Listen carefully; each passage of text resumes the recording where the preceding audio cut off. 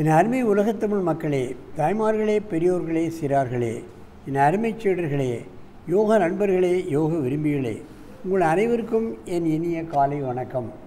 கலைஞர் தொலைக்காட்சி நிகழ்ச்சியில் நலமுடன் வாழ என்னும் பிரிவில் யோகாசனத்திற்கு அதிக முக்கியத்துவம் தரப்பட்டிருப்பதை நீங்கள் அறிவீர்கள்.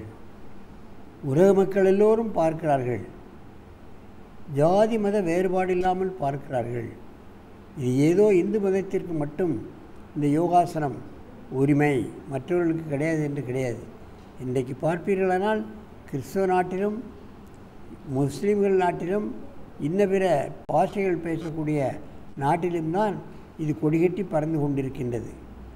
இன்றைக்கு ஐநா சபையே இதை ஏற்று உலக யோகா டே ஜூன் மாதம் 21 கொண்டாடி கொண்டிருக்கின்றது. அந்த அளவுக்கு இந்த கலை மக்களுக்கு பயன் தரக்கூடிய கலையாக இருப்பதால் அது இன்றைக்கு உலகமெல்லாம் பரவி கிடக்கின்றது. மக்களே, இது நம் நாட்டைச் சேர்ந்த கலை, குறிப்பாக தமிழகத்தைச் சேர்ந்த கலை. ஆகவே நாம் இந்த கலையை கண்டிப்பாக படித்து நோயற்ற வாழ்வுக்கு வழிதேட வேண்டும். அந்த நிலையில் இங்கே நமது அரங்கிற்கு ரஞ்சினி, வயது 27, அவர்கள் பிஇ படித்தவர்கள். அதுபோக ஒய்டிடி யோகா டீச்சர்ஸ் ட்ரைனிங்கும் படித்திருக்கிறார்கள் எனது பள்ளியில். அவர்கள் சாஃப்ட்வேர் இன்ஜினியராக பணி செய்து கொண்டு இந்த பணியையும் தனியாக பயிற்சிசாலை வச்சு நடத்தி கொண்டிருக்கிறார்கள் வடபழனியில். அவர்கள் இப்பொழுது சர்வாங்காசனமும் அதில் சில வேரியேஷன்ஸையும் இப்பொழுது செய்ய போகிறார்கள். ஆசனத்தினுடைய பேரிலேயே நீ பண்ணுமா, ஆசனத்தினுடைய பேரிலேயே அதனுடைய நன்மைகளெல்லாம் அடைக்கிறது. சர்வ கொஞ்சம் கிளறுங்க, என் மூஞ்சி மறைக்கும். சர்வ அங்க ஆசனம் உடலில் உள்ள அத்தனை அங்கங்களையும் சரி செய்து செம்மையாக வழி நடத்துகின்ற முக்கியமான ஆசனம் இந்த சர்வ அங்க ஆசனம். இது விபரீதகரணை பழகிய பின்புதான் இந்த ஆசனம் செய்ய வேண்டும். பாருங்கள், முழுமையாக சரியாக செய்கிறார்கள். அப்படியே டானா மாதிரி இருக்கும்.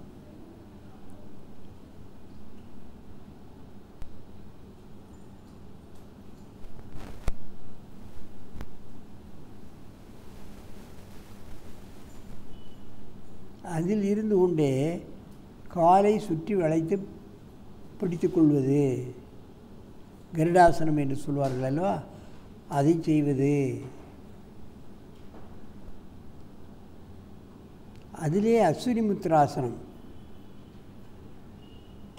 மூல சம்பந்தப்பட்ட வியாதிகள், செக்ஸ் டெஃபிஷியன்சி, இன்ன பிற செக்ஸ் சம்பந்தப்பட்ட பிரச்சனைகள், மூலத்தில் ஏற்படக்கூடிய பிரச்சனைகள் எல்லாம் முழுமையாக நீக்கக்கூடிய அஸ்வினி சர்வாங்க அஸ்வினி முத்ராசனம்.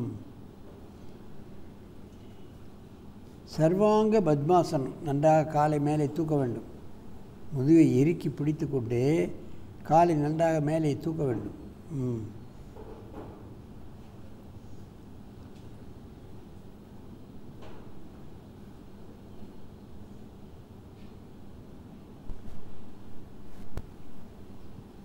ஒரு கால் தூக்கிய சர்வாங்காசனம். மெதுவாக இறக்குங்க. நன்றாக மூச்சு இழுத்துக் கொள்ளுங்கள். இப்பொழுது இங்கே தலையை வைத்து அங்கே கால் நீட்டணும். தள்ளி போயிடணும். இன்னும் கொஞ்சம்.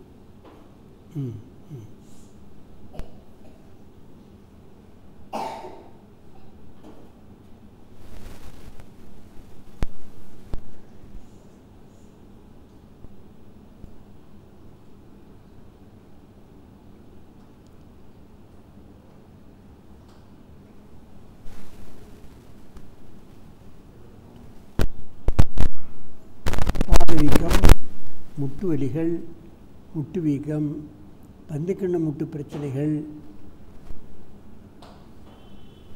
ஜீரணக்கருவிகளுடைய பிரச்சனைகள்,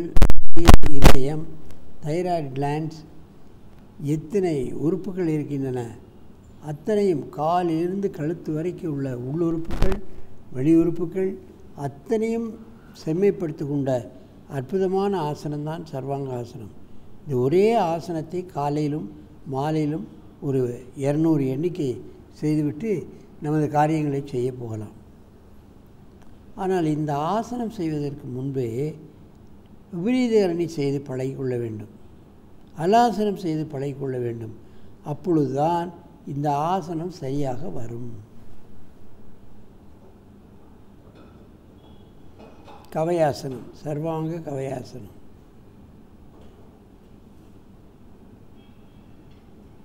நேராக எழுந்து பத்மாசனத்துக்கு வாருங்கள்.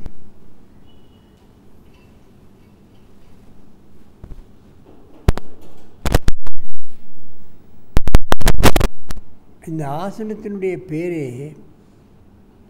அதனுடைய நன்மைகளை அடங்கி இருக்கின்றது. சர்வ அங்க ஆசனம். உடலில் உள்ள அத்தனை அங்கங்களையும் சரியாக இயங்க வைக்கக்கூடிய அற்புதமான ஆசனம்தான் சர்வ அங்க ஆசனம். ஆகவே கொஞ்ச நாள் கழித்து விபரீதகரணி முடித்து இந்த ஆசனத்தை தினமும் 200 எண்ணிக்கை போதுமானது.